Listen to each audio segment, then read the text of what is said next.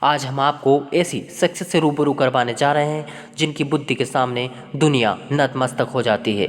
आज हम आपको उनके बारे में बताएंगे जिनके राह कदम पर चलकर दुनिया में कहीं चंद्रगुप्त मौर्य हुए। जी हाँ, हम बात कर रहे हैं आचार्य चाणक्य की। वीडियो बड़ा इंटरेस्टिंग बनने वाला है, बस बने रहें वीडियो के अंत तक। आचार्य चाणक्य के नाम के बारे में इतिहासवादी का भी एक मत नहीं था, लेकिन ज़्यादातर इतिहासवादी इस बात से सहमत हैं कि इनका मूल नाम विष्णुगुप्त था और चाणक्य इनके वंश का मूल नाम था, इसलिए आप चाणक्य के नाम से ज़्यादा लोकप्रिय थे। आचार्य चाणक्य महर्षि चरक के पुत्र थे। चाणक्य ने अपने जीवन काल में कई ग्रंथों की रचना की, जिसमें चाणक्य सूत्र, चाणक्य नीति नामक ग्रंथ बहुत ही लोकप्रिय हुए। चाणक्य किसी भी राजवंश से अपना संबंध नहीं रखते थे।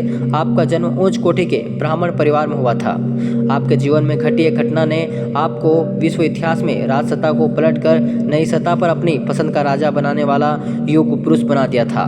मगध सम्राट के राजा महानंद ने अपने पिता के श्राद्ध संस्कार के लिए आयोजित ब्रह्मभोज के अवसर पर चाणक्य को बड़ी सभा में इसलिए निष्कासित करवा दिया था कि उनका रंग काला होने के साथ साथ उनके चेहरे पर कठोरता के भाव विद्यमान थे, जो कि राजा महानंद के अहंकारी स्वभाव से टकरा रहे थे।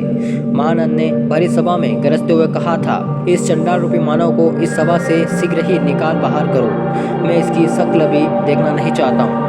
बस तभी आचार्य चाणक्य ने गरजते हुए अपनी चोटी में लगी हुई गांठ को खोलते हुए कहा कि मैं जब तक इस अभिमानी खमंडी राजा का नाश न कर दूं, तब तक मैं चैन की सांस नहीं लूंगा और न ही अपनी चोटी में गांठ लगाऊंगा। अपने इसी प्रण की पूर्ति हेतु उन्होंने राज्य से निष्कासित दासी मुट्ठा के पुत्र चंद्रगुप्त को मगध का भावी सम्राट के रूप में प्रतिष्ठित करना आरंभ कर दिया। उसे राजनीति, अर्थनीति, दंड नीति से परागत किया। जब चंद्रगुप्त पूरी तरह से तैयार हो गया तो उसे चालाकी से महानंद की साई सेना में भर्ती करवा दिया। तत्पश्चात महानंद के साई सेना में विद्रोह के बीच होकर चंद्रगुप्त को मगध के राज सिंहासन पर आसीन करवाकर अपने प्रतिशोध की अग्नि से अपने शत्रु को जला दिया।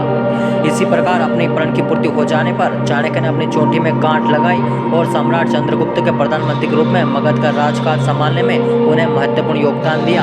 आचार्य चाणक्य ने राजनीति, कूटनीति, अर्थनीति, दंड नीति, ग्रस्त जीवन, व्यवहारिकता, नारी विषय और मित्र शत्रु भेद पर जो कुछ लिखा है वह सर्वथा हमारे लिए प्रेरणादायक रहेगा।